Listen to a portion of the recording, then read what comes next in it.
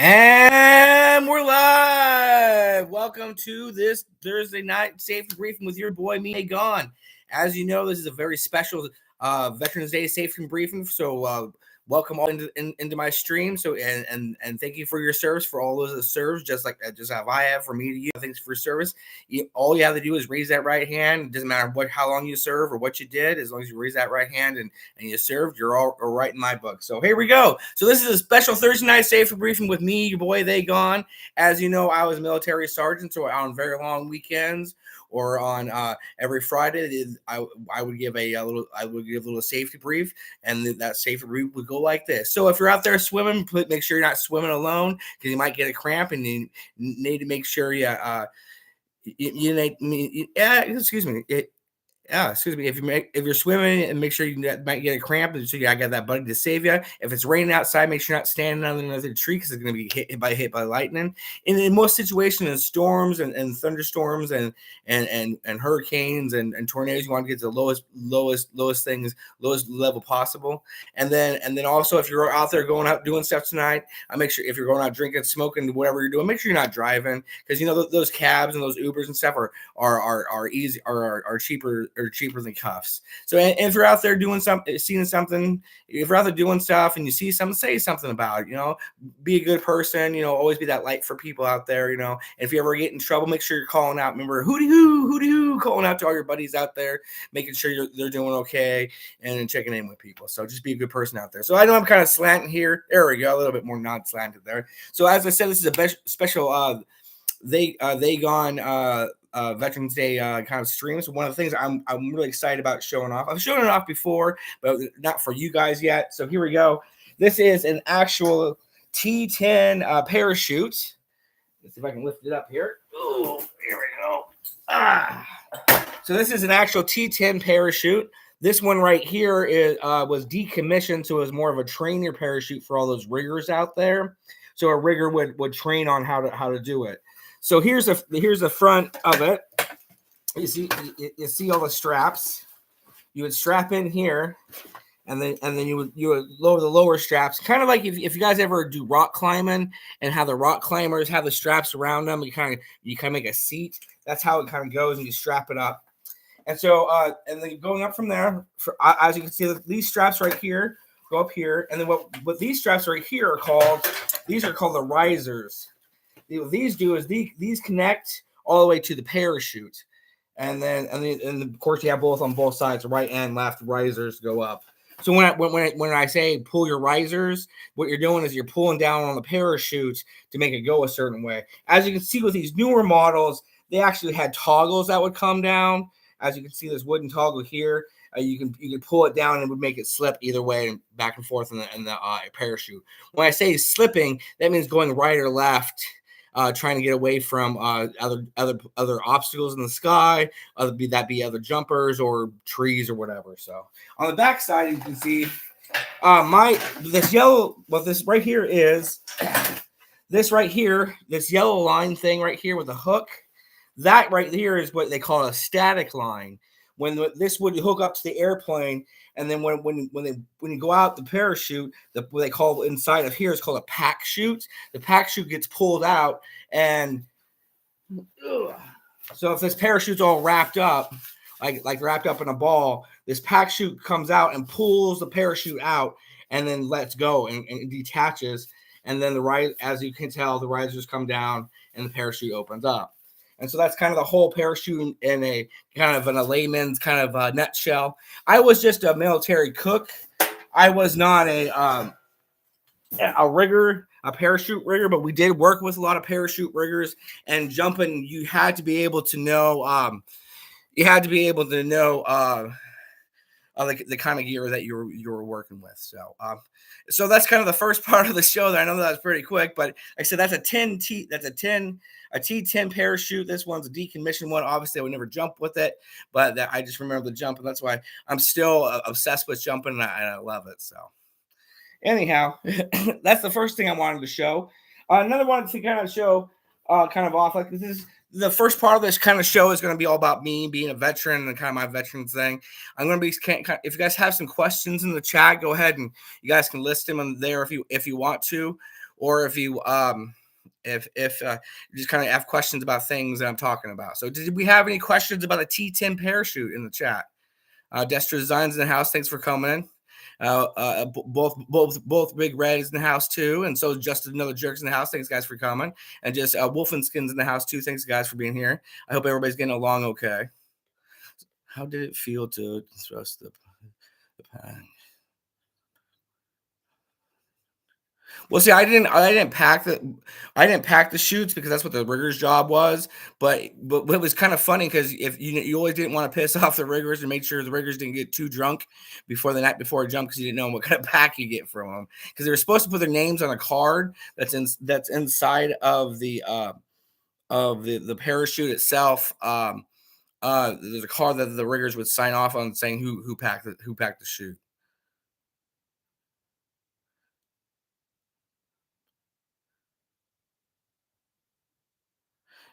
Anyhow, so but yeah, but that's kind of the parachute. Any other questions on kind of parachute or anything like that? Yeah, Big Red's telling how he doesn't like how heights and stuff. It was fun though. I got paid an extra $150 a month to jump once every 3 months, and then we had to take those. We had to stay on jump status, and so when I got back from Afghanistan because we were gone for 9 months, we had to do 3 jumps in a row to make sure we got our status back. And so we were doing these things called elevators. We would be in the Chinook helicopter. Well, I did a couple different types of jumps, but there's this one we were in these Chinooks, and then we would jump out of the Chinooks, and then instead of counting to 4, like you see, you count to 4, and the parachute opens up. Instead of 4, it's 5, but you kind of forget that, and you go, "Oh no!" And then it finally opens up, and then you kind of lift to the ground. What it is, you did that real quick, and then got off. You threw off the chute, and then you got back on the airfield, put on another chute, and they got you up in the bird again. It was pretty cool. Oh, due to the landing. Oh, the landings. Well, it depended on the cross. Big Red's asking about the landings. Yeah, the landings. It depends on the crosswinds. If you didn't have if you had a light crosswind, you're kind of land about 25 miles per hour ish, maybe. I don't remember how fast it was. Don't be honest, but maybe I'm making that up. But it just kind of depended on the crosswinds. If you had a heavy crosswinds, it would throw you down. It would hurt quite a bit. And then it depends on kind of where you were landing on. The roughest landing I had was what was actually my last jump. You know, because they teach you to keep your feet and knees together when you're landing, so you don't kind of twist them real bad. Well, one of my foot hit a rock real bad and twisted my knee up all something bad, and it was my last jump too. So that means I was the first jumper out of the bird. I got to say that okay jump master part, and got to go up. But being the first one out means you're the beginning of the drop zone being dropped out, so you have the furthest to go. So my ankle was all jacked up and I had the furthest to go. It was pretty funny. So. That was my yeah. Wolfen's asked about the rotor wash. Yeah, there's 2 different kinds of rotor washes. The jet one that from not the C-130s. No, so the C-130s are the prop planes that have the jet wash. It kind of spins you around a little bit. But when you're on bigger planes and the jets, it's faster. You don't get the prop feel much. But yeah, Wolfenstein's right about asking about the prop wash. Any kind of other kind of questions before we kind of move on?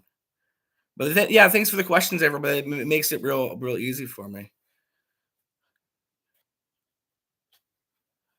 Have I been out of a back of a troop rotor? Are you talking about that's what I went out the Chinooks, if that's what you're talking about. Any close calls? Not me personally, close calls, but I've seen it. I've seen these guys. It was a night jump, and we were in Fort Lewis, Washington, jumping in between. We were jumping out in McCord Airfield, out there somewhere, just because they have drop zones out there. Anyway, so with these guys, it was a night jump, and I saw 2 guys, and the guy was literally walking on top of the other guy's parachute. And when that happens, the guy underneath him steals the air of the guy above him, so he just leapfrogs down, and you can get caught in the leapfrogging down, and you go really quick. And then they end up being tangled up, which is really dangerous too. So when you tangled up, obviously there's more weight when one of the parachutes kind of collapsed. And so it was funny because they were arguing with each other who's gonna pop the reserve, because you don't really want to pop your reserve because it really is kind of a pain in the ass for the riggers to redo and all that kind of stuff. You have to have a real good reason for it. And so one of them popped it, but they landed safe. That I seen it, but I never had any close calls like that. Like I said, the roughest landing I had was twisting my ankle real bad. How many jumps do I have done? So let's see. I was in 4 years. I have about 25 jumps or so. If I don't, I have to look back at my I Love Me book. I have my jump log. I think I have about 25 jumps or so. Yeah. Was there from the Chinook? Yeah, like I said, the Chinooks when you jumped out of there was 4 seconds rather than the C-130s and C-17s, no, C-17s, yeah, C-17s. C-17 is a jets, the Jet One, and the C-130 is your props, and then I Chinooks with my helicopters. I jumped out of. I also jumped out of these little tiny single prop planes. Those like they were like those little Cessna planes. You know, I'm talking about like the ones you see at airports. They had us jumping out of those too. It was pretty fun. We had to get jumps in, man, because we were all well behind on jumps. So like, well, we'll do this, we'll do this, we'll do that, and got us in. So yeah, 25 is a pretty good number. Like I said, there's some guys in the military that will only go to jump school, and they call them 5 jump chumps because they only do 5 jumps and that's it. Because they end up going to units that don't, because there's not very many actual airborne units in the military. You see, you can go to airborne school and get the wings and stuff, but there's not very many units that you can sit there and be active. There's only a couple guard units that actually do it. Because I know there's a special forces guard unit, and then there might be a couple others that do it, but there's not very many that do it. Yeah. So anyway, so yeah. So that's kind of the parachute. Here's a famous picture of me. See if you can see it. Okay. Oh no, you can't see it. Oh, there you go. Here's a famous picture of me when I was in Afghanistan. I should have brought all my other pictures, but this is one of the only one I took of me in there. This was circa 2004. No, 2000. Yeah, circa 2005.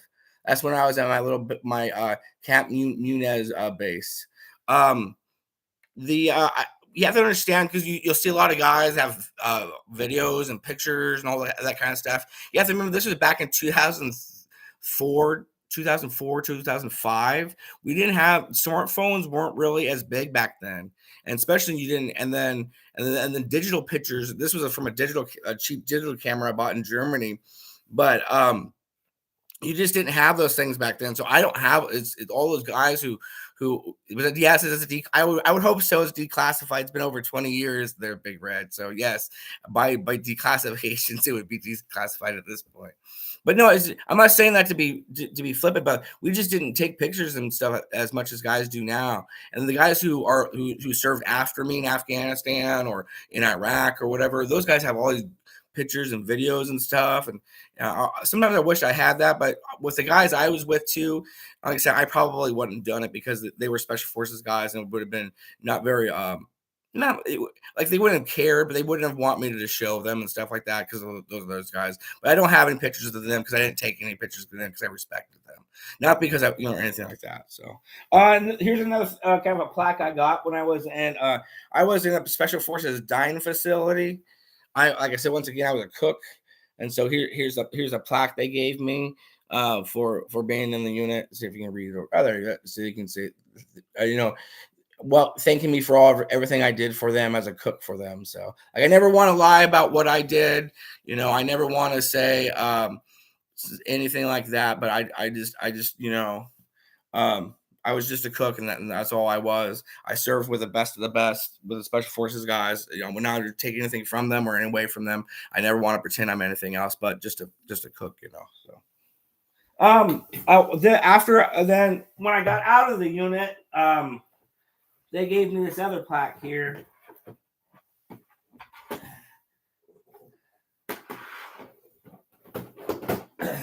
This is, like I said, this is from the Special Forces unit here.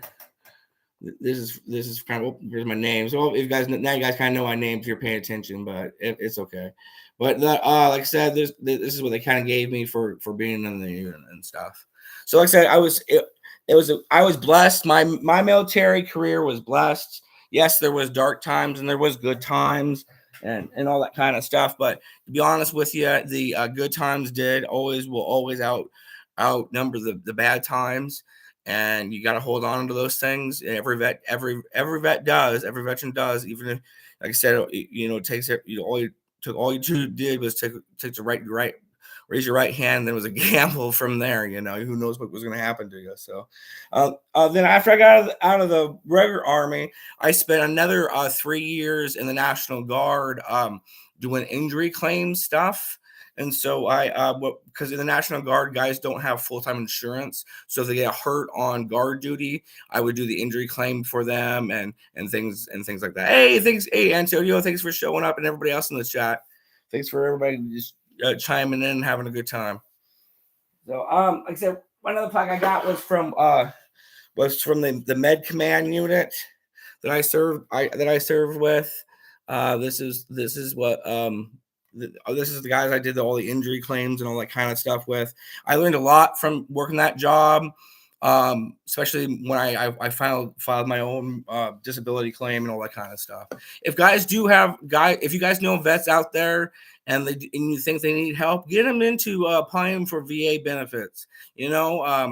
They have to be real veterans. They have to have a DD-214 and all that kind of stuff. But there's no shame in applying for benefits and getting the help you need, especially if it's mental health help. As you guys know on my show, I try to be real positive with mental health stuff and try to always do good things with it. So there we go. I'm not so slanted now, but anyway.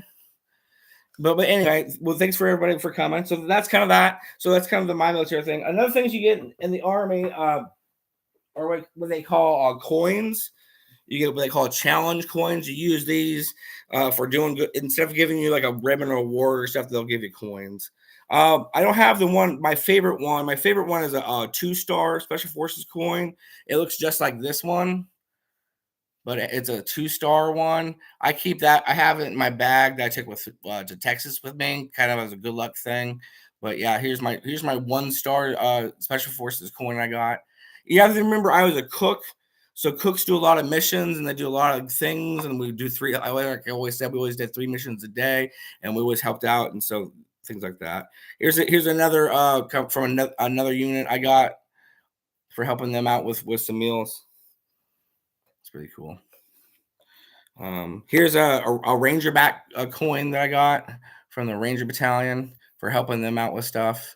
We were really close with the Rangerback guys because they were because you have the Special Forces guys, which that's the guys who go in there, build armies and fights behind enemy lines and kind of stuff like that. Where you have the Ranger Battalion, which they're always more of a they're more of a assault infantry rather than or a high speed assault infantry where the Special Forces guys will build armies, they destroy armies. So yeah. One side's talking about a FOBIT, between a FOBIT and an outside the wire guy. So I wouldn't consider myself a FOBIT because I spent some time at Bagram Airfield for the first few months, and then the rest of my time I spent at Camp Munez out in the middle of nowhere. And I wouldn't consider myself a FOBIT because I was in a camp in the middle of nowhere and we didn't really have kind of wires or continuous stuff out there. But even if you were, would they consider a FOBIT or someone who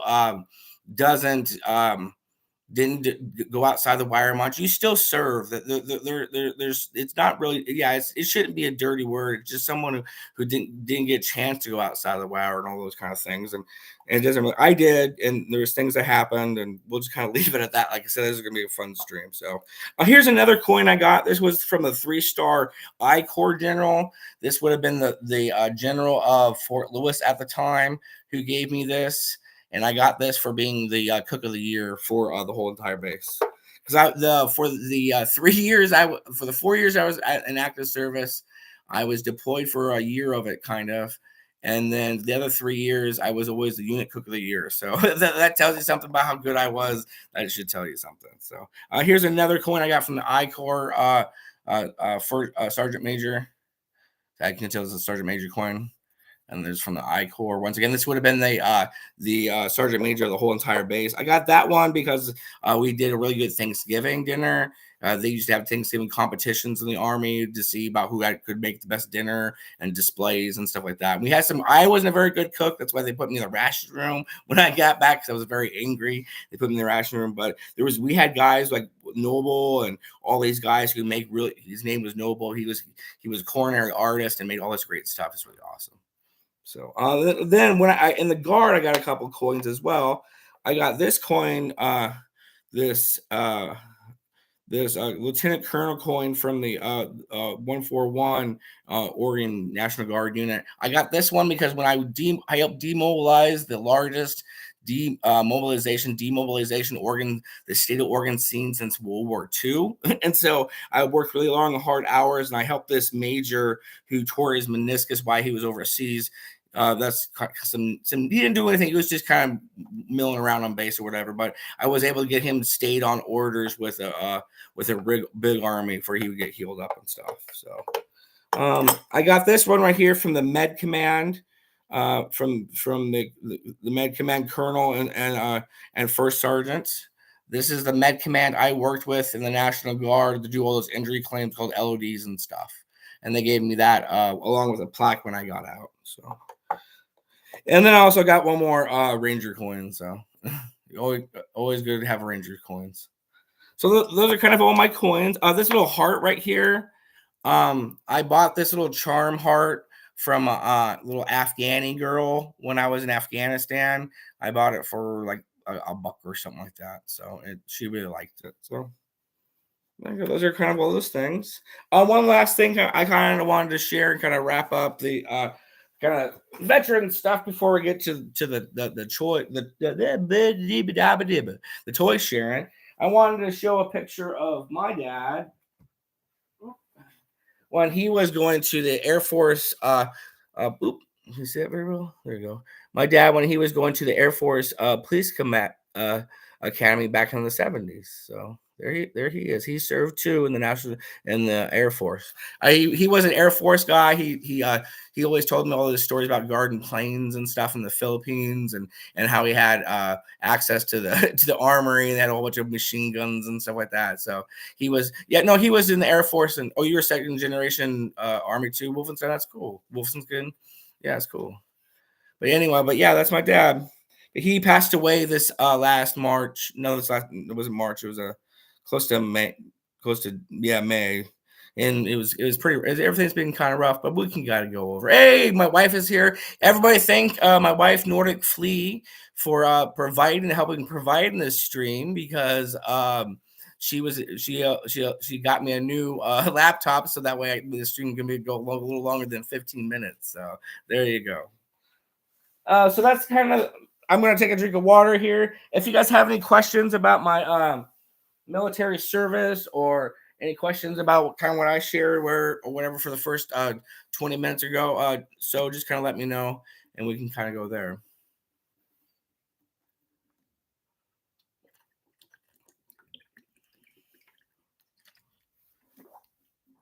I said this is a little bit longer show. Usually I'd be wrapping it up here in about 8 minutes, but it's like I wanted to do a celebration of kind of Veterans Day, and as I'm a veteran, I wanted to share that off, so that's why.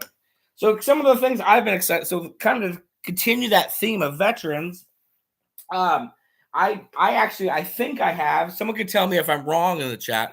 But I think I have all the 60th anniversary GI Joe figures, which I got them from Ross mainly, and I really got one from Destro's Designs. I mean, when we did a gift exchange, me and him, he got me one too. It's really cool. And so, just as a I'll do my little shout out to all my shows and out there. As always, Destro Designs show is on 8:00 Eastern time. Here 8:00 Eastern on this Saturday. Make sure he gets his show. He always does a great show, and he's also been on Cobra TV's channel with Destro's my dream animal, I believe. He's been on his podcast lately too, so make sure you check those out. Always check out my friend Vern's channel, Oak Studios. They also do a show on Saturday afternoons at 12. Always talking about new stuff for GI Joes and just toys in general. Always, if you really want a Joe-centric channel that's always been around there, is What's on Joe Mind. They're always a real good channel. They chug along on Wednesdays, I think, or they've had some schedule changes, but they're always a great channel. They've been on for over 20 years or so. Make sure you're always everybody's out there is making art and always making designs or taking pictures. Just Another Jerk has been kicking ass with his pictures lately. Big Red's been doing his Mina Viper series, which has been really great. And Rolando's here. I haven't seen the best of Rolando around in a long time. He's a great friend from a lot of the other streams from rum show. Little Salacious Rum Show is a great show. That's how I met a lot of people through his show as well. There's always great people out there. Always build a community up. If you want to promote somebody's stuff, just go ahead and promote it. If you have questions about people's stuff, just ask them about it. That's what it's all about, being good people. So anyway. So the first one I kind of wanted to just show off is going to be we showed this one off last week.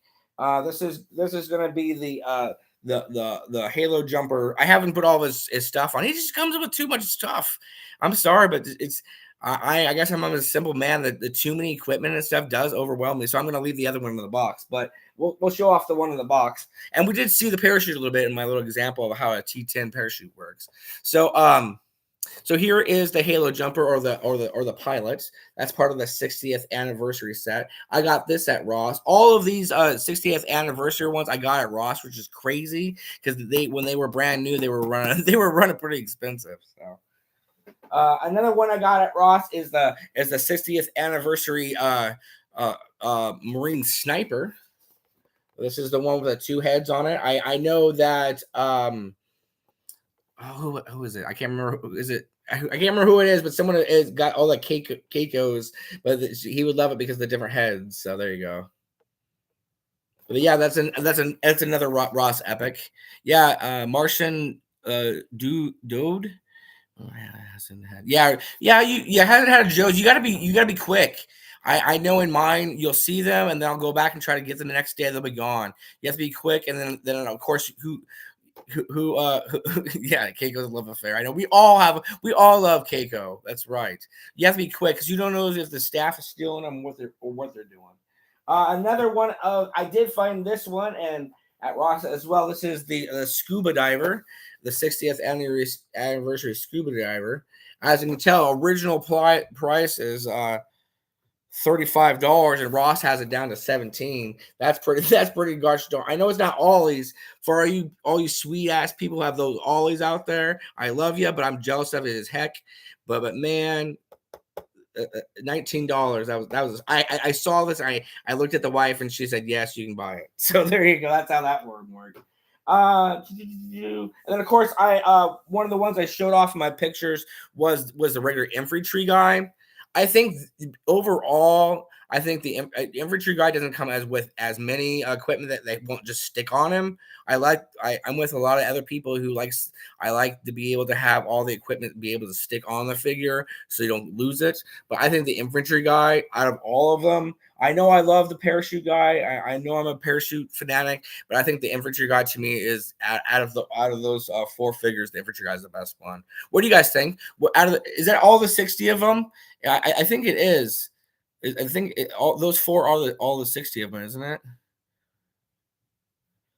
Yeah, he has an MC. Does the infantry guy does have a Modus, and he has a saw too. He comes with a saw too. Anyway, it's just too many parts. I love it. That's what I loved. I love this. This is real kind of cloth, which was a nice touch. If you pop his head off, or take his cowl off. Here, let me take his cowl off, and then this comes off. There you go. It has a simple head. It does have the African American head too. With the African American hands, you can go with it too. I have it in the box somewhere. And then, but this cloth is awesome. I love I put this. If you've seen some pictures of mine, I put it on Bubble Fett and it was cool. Queen of Battle touches. Yeah, Wolfenskin is talking about there's a cadence that has that in there, and he's talking. The Queen of Battle is going to be some people say is going to be the artillery. So anyway, but yeah, I do. I think that the agree with Big Rev infantry is already be over. Yeah, I think so too. I agree with you guys that it is. Are those part of this? Oh, the cop and the firefighter part of it too. Oh, there you go. Thank you, Destro, for hooking me into that. I wasn't aware of that, but still, having I have 4 out of the 6, so that's not too bad all at Ross. And eventually, with those police officers, I know Destro Designs is trying to buy all the police officers, but eventually some of them will hit Ross. I'm sure. You just gotta be patient. Anyhow, kind of with that, along with that GI Joe kind of thing. I did pick up. Let me get to it. I did pick up. I also picked up Rock and Roll just the other night when I was going. If you guys didn't know, I'm currently going to confirmation classes. I'm going to go ahead and try to become a Catholic. I need to get baptized and all that kind of stuff. And so, but on my way to do the confirmation classes, I stopped by the a GameStop, and I was able to pick up the retro Rock and Roll. It was pretty cool. It was for it cost me a little bit, but I had it cost me the was it 28. It was 28.99 or 28.46, but I had the $5 off, so I was able to get a little bit cheaper. I don't like playing that much for a figure, to be honest with you. If I can get a figure under $20, I'm happy. But it's a new figure. So, and I know Rock and Roll is getting harder and harder to find in the stores because it's an older figure. So I figure when the newer figures will trickle down to my GameStops. You have to remember, I'm the West Coast, and it seems like all of our stuff takes longer to get to us than it does on the East Coast. Yeah. Well, this one, yeah, the one at the I live in two different towns. There's two different GameStops near me. One in a little town that I where I have to go to the Catholic church at. It has but it didn't have that much there. But I did when I was at the other one. I saw Dial Tone, and there's a whole bunch of other ones. So I should have picked up the Dial Tone because remember Dial Tone's from Oregon, and I'm from Oregon too. If you guys didn't know, so that's I guess another thing you need to know about me. So, some other kind of things I picked up too. The lovely Mrs. Dagon got me a Super 7 figure at Ross as well. This is normally a $66 figure according to Ross. Is that what it says? Yeah, $66 figure, and she got it for $19 at Ross. You got to applaud Ross. Oh, you see it? There we go. Yeah. Oh, $55. See, I can't even read. $55, and it got for $19. And it's a Super 7. Can you guys guess which one it is? It's Doc. It's a Super 7 Doc. That's pretty awesome. I do have a Doc 3 3/4 OG figure, but he needs a new O-ring. I've never replaced it since I bought him. But yeah, that's pretty awesome. That's a Doc. And Doc's a really great figure. He was a really instrumental in the G.I. Joe series, both the cartoon and the Sumbo comic. And it comes in this really awesome box. I'll probably keep this one boxed up. I know, but that's pretty awesome though. And I got it for $19. My wife got it for $19 at Ross. It was Ross Con has been good to all of us. I tell you, I know we joke about it, but I love the bargains. I almost love the bargains almost more than the toys, almost. So it's pretty close. Another kind of Ross bargain I got the Thing figure, the ultimate the ultimate Thing figure. I got this at Ross as well. And I picked this up for I took the sticker. Oh, there it is. I picked this up for $16.99 as well. It's pretty cool. Same thing with the G.I. Joe figure. My wife picked up Jinx for me. She picked up Jinx for me on one of the famous Culture Pops links. Oh, Culture Pop's not even here. But anyway, Culture Pop wasn't here. Shout out to him. He's always giving us those awesome links to new figures and stuff. But he got me, my wife got me a Jinx figure for less than $10 on one of those sales he was there at there for. It's really awesome. It's really going to be awesome, especially when I get if you know my lore, in my G.I. Joe lore, Jinx is in love with Crazy Legs, and that's how my G.I. Joe lore goes. Don't ask; it's a long story, but because they both wear red and they're both the same figure in the years of the figures too. So when I get when I get that new Crazy Legs pre-ordered, comes out May 4th, I think. My good old Mrs. Agon ordered it for me. When it comes out, I'll be able to get one. So yeah, there's Jinx. That's awesome. One more last. There goes everything. Kind of one more thing I did also get at Ross. I got Star Wars Andor. I can't remember. I got the inspection lady, and her name is Deborah Migror. I got the Deborah from the Andros. I picked this up really cheap too for $7.79 for a figure. See, it's a real simple figure. It's a really good female officer figure for your Star Wars haters. Awesome. Kind of one more last thing. I got from Kokomo Toys, the unofficial sponsor of my program. Kokomo Toys for you and all the boys and girls. I got this Sigma 6 little figurines. You can see them there. They're pretty cool. Little figurines here. I'm not sure which ones they all are. Oh, it says on the side. I'll just say on the side.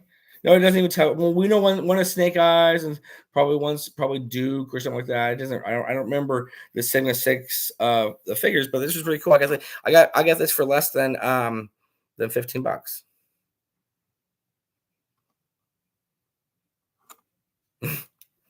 Anyway.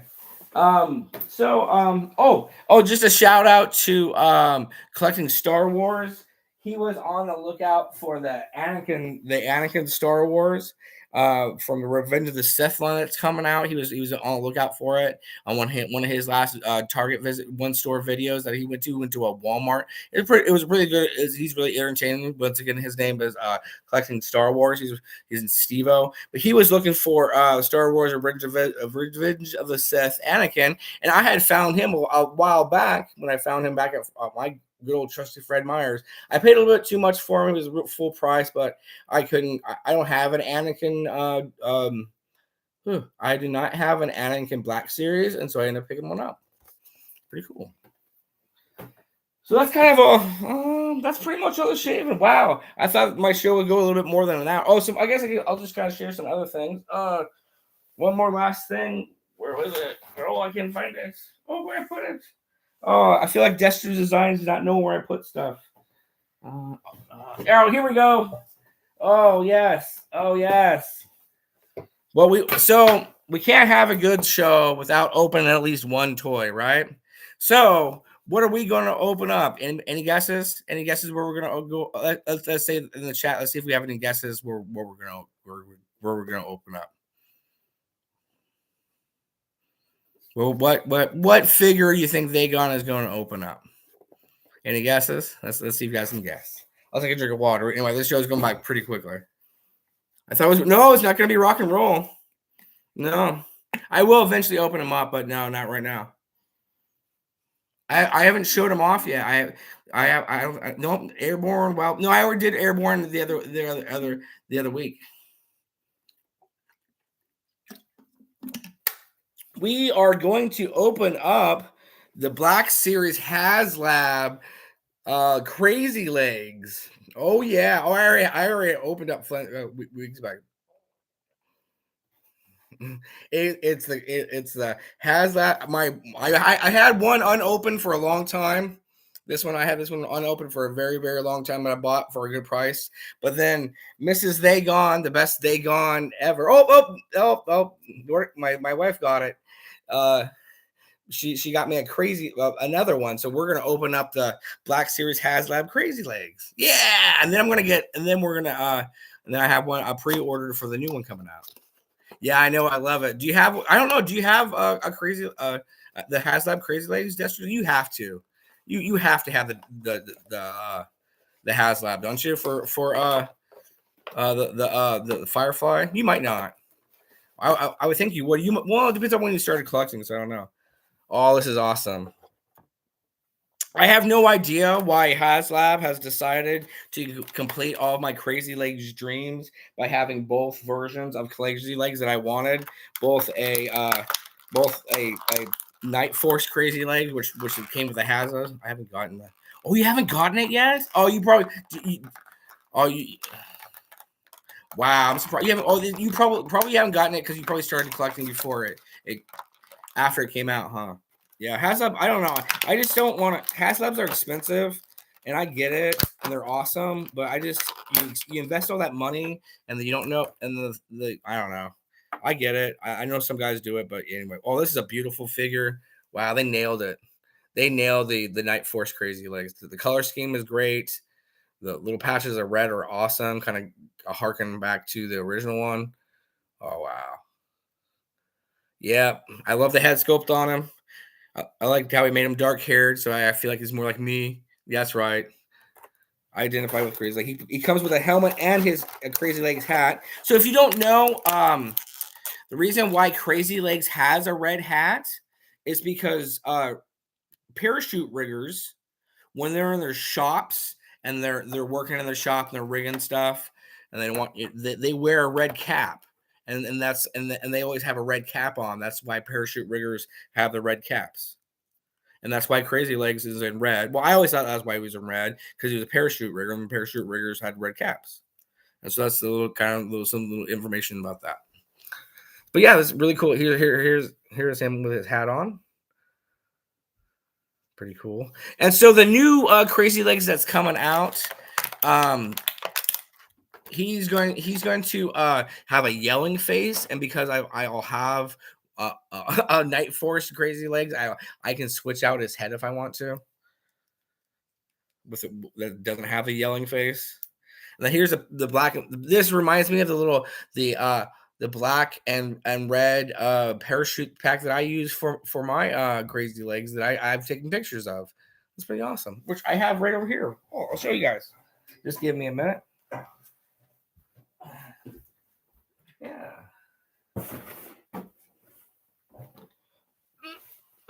This is a custom. You guys have seen this Crazy Legs before.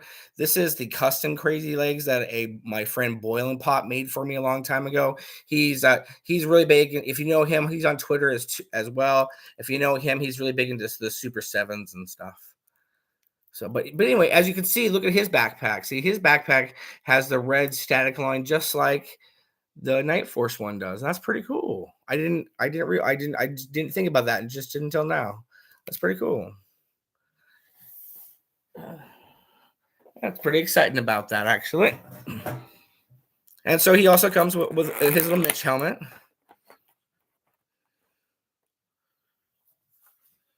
Yeah, I know well, I said I have to admit that Crazy Legs was the best not redesign, but recolor.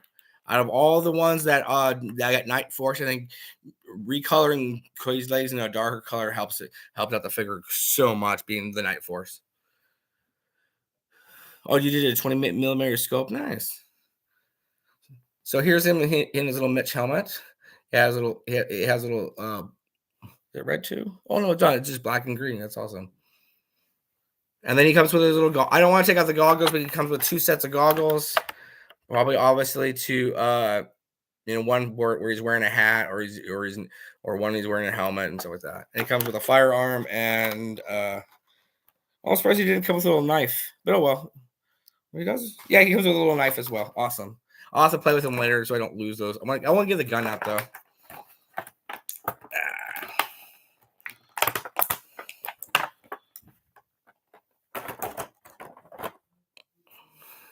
Oh, nice. He has a little gun, and it has the cursed movable stock. That's a very cursed, and that's why that version. That's why Crazy Legs I sent Destro didn't have a stock, because the stock alone is worth more as much as the figure is. So anyway, the clip comes out. I don't like the clips coming out. It's more stuff to lose. I really don't like it. You still like the original gray? You like the gray? Awesome. I think Big Red is saying that he likes the original red. Yeah, it does. It does not. It looks nicer, especially with the 85s and stuff. Yeah, thanks with Wolfenskin for letting us know the kind of weapon it is. All right, well, I have about 15 minutes left, so I'll just kind of open it up for kind of questions and stuff, and then we'll kind of end it there, so that way I can go see Mrs. Zagon, because I haven't seen her all day because she's been working, and she took my daughter to swimming. So I'll open up questions and we'll end it up for tonight. Yeah, not too many things to lose. Yeah, and all this stuff fit on him. His pistol fits on him. His knife fits on him. The only thing you can lose is the extra goggles, probably.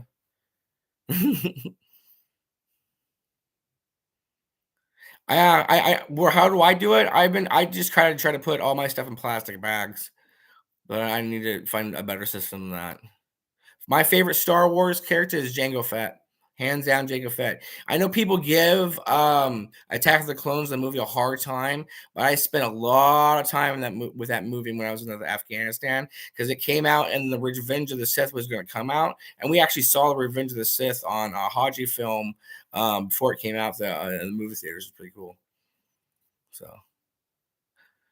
All right. Well, I think that's going to end it tonight. I know I didn't give you an hour, but you still got about 45 minutes. That's the fastest hour G.I. Joe show you're going to get around. As always, make sure you're checking out Destro Design shows. Make sure you're checking out Oak Studio shows with Vern. Make sure you're checking out Salacious Rum's channel and everybody else out there. Make sure you're checking out people's art and taking photos and commenting on people and just being good folks out there that I know you can be. And stay safe. And if you can't, keep careful. And once again, welcome and happy Veterans Day to all you veterans out there who served just like that I did. Thank you from me to you. All right. And you guys have a great time. All right. I love you.